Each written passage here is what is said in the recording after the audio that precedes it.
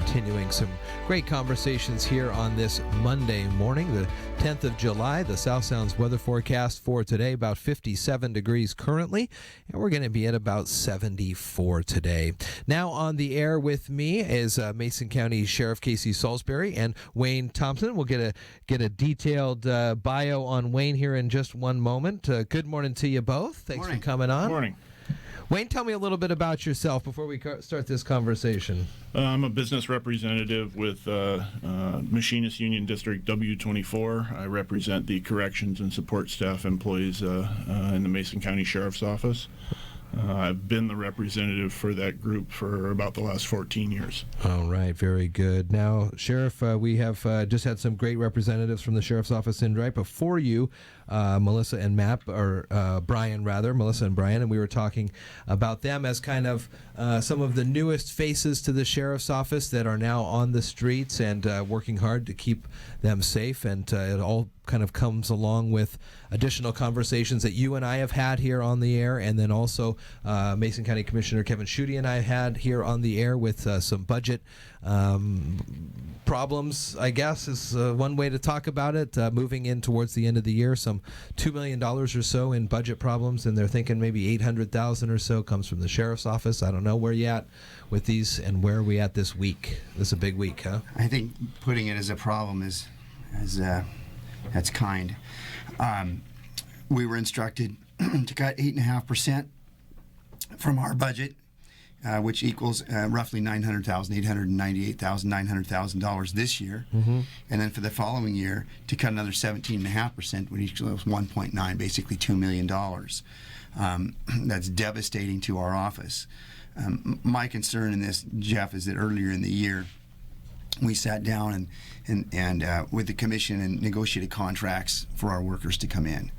And this last week, I started to have to make decisions on who to cut to make it. We don't have enough money. We weren't funded the adequate amount that we were supposed to get in our budget in the first place. Now we're taking other cuts on top of that, and the only place that we have to go is to cut staff. And who do you cut? And when I'm sitting there with a group of people that were hired in good faith by this county, and some of them just a number of weeks ago, they gave up jobs, that have signed rental agreements to come down here and live, or gave up their house somewhere else and came down here and bought a new house, and to turn around and tell them they don't have a job now, that's devastating. There's some very, very poor decisions that have made somewhere along the way in the accounting and finance offices to do this. Over the years, and this isn't a new problem that we've talked about, it's been ongoing for years. How did we get here, and what could we have done years ago moving into now to alleviate this, and what are some solutions? Many years ago, and you're going to hear about this coming up, it'll probably start today, the chant about it today. Many years ago, we proposed a 0.3% sales tax, and they didn't want to deal with that. And so the city did, and they passed their portion. So if the county comes out now and passes another 0.3%, the city will get the percentage they've already got plus a percentage they're going to take from the county, which is a good deal for the city. I'm not going to put them down for making a good decision on that, and the county a poor one. The second part of that is during the years that I've been here, most of the years I've been here, you've had the opportunity to do the 1% tax, and the other counties around us have done all these things. That's why we're in the boat that we're in. Our county didn't take advantage of the opportunity to do that over the years, thinking maybe it was going to be conservative and not do that sales tax, the 1%. But now with all the other counties having done that, and they've passed their 0.3%, they don't find themselves in this hole. Then we look at the things that the county has gotten involved with, this sewer project that's costing a fortune up in the north end, and other things that are occurring in the county. There's a lot of reasons why we got here, but somebody should have seen before waking up one night and saying we've got to make these kind of cuts. They could have made other adjustments a long time ago, small course corrections that would have put us in a better position. This is just, in my opinion, this is terrible management, and it's incredibly harmful to our workers. Wayne, talk to me a little bit about how this impacts you and the folks you represent. Well, first of all, the corrections and support staff employees are some of the most dedicated employees that I represent. I mean, I represent employees in all different fields in Western Washington, from loggers at Weyerhaeuser to police officers in Cosmopolis, Washington. And this is a very dedicated group of people. And the jail has had issues recruiting and retaining people. And when we went into our last contract negotiations, the mantra and theme of the county was recruit and retain. And they needed to become more attractive to draw people into wanting to work in Mason County. And we worked along those lines with the county and came to a resolution on a collective bargaining agreement that goes through 2018. And this actually flies in the face of the whole recruit and retain.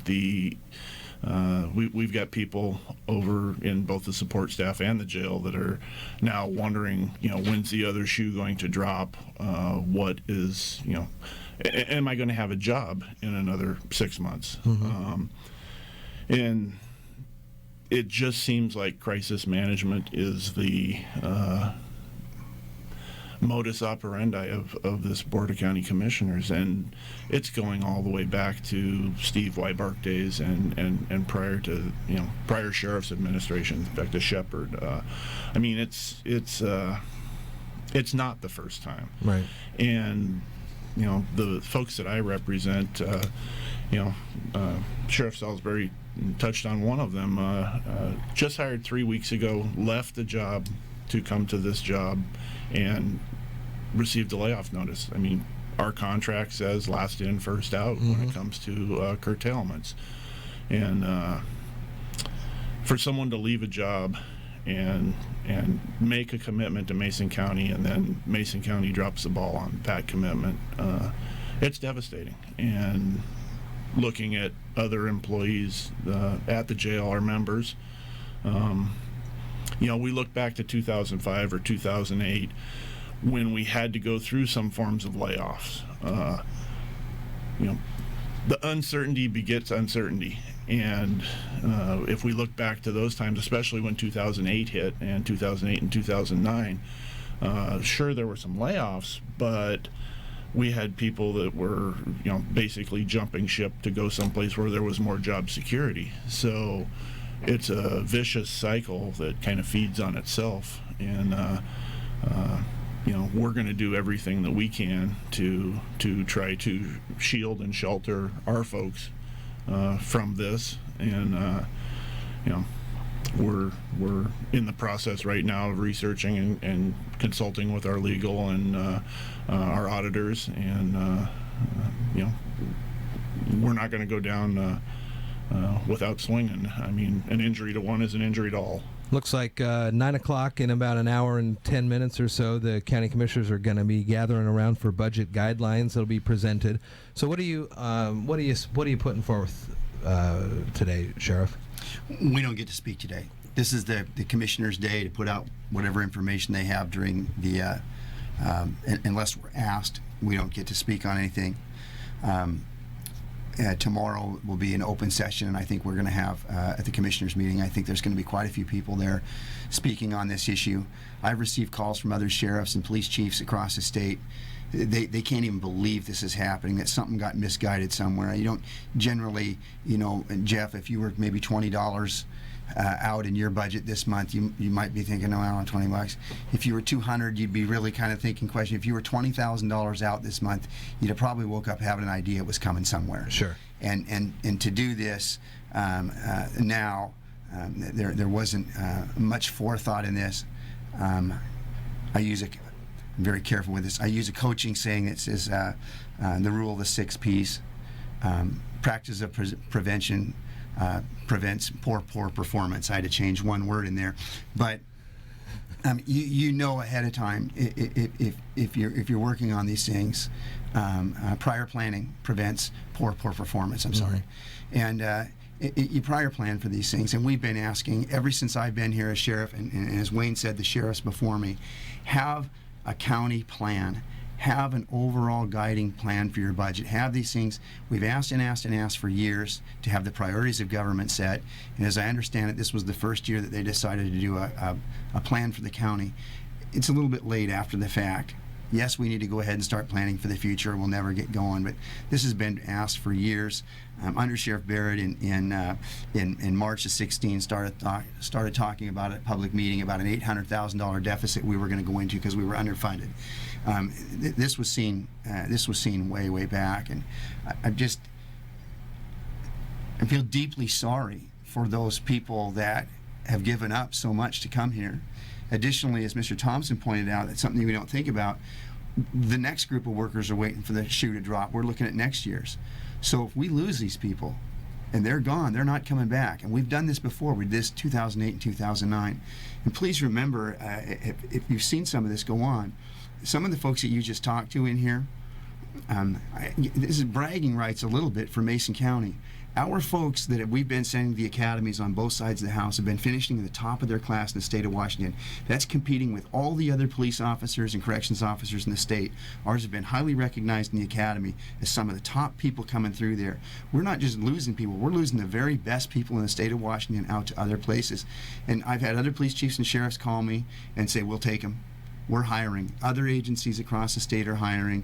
Last Thursday and Friday, I met with some other sheriffs and some regional partners in law enforcement to see if I could find job placement for our workers now. I've had agencies as far north in Seattle call and say, we're interested. Your people finish fantastic. We'd love to have them. We give those up. We go to start over again. You're not only giving up the $100,000 a person that you put into them to get them here, then you're giving up that person for a period of time. You're going to have to backfill with overtime during this whole time because the calls don't stop coming in.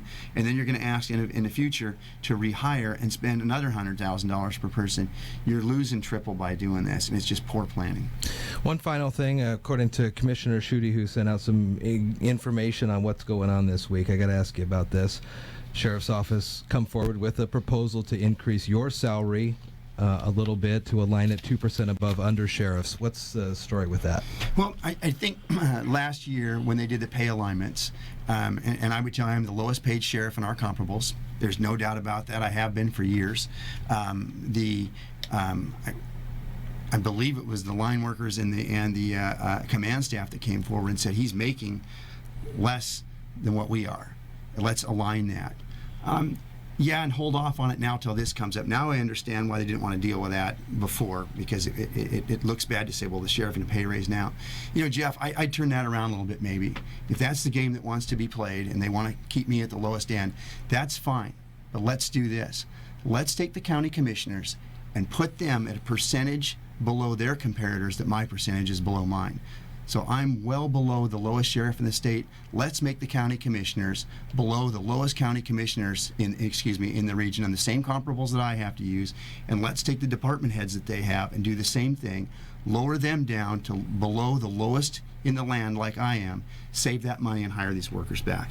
It's going to be a long week of talks regarding this and a long rest of the year when it comes to these. So we'll continue to bring forth a lot of the stories that have to deal with this. And right now, this morning, Sheriff Casey Salisbury, Wayne Thompson, thanks for coming on. Thank you. Thank you.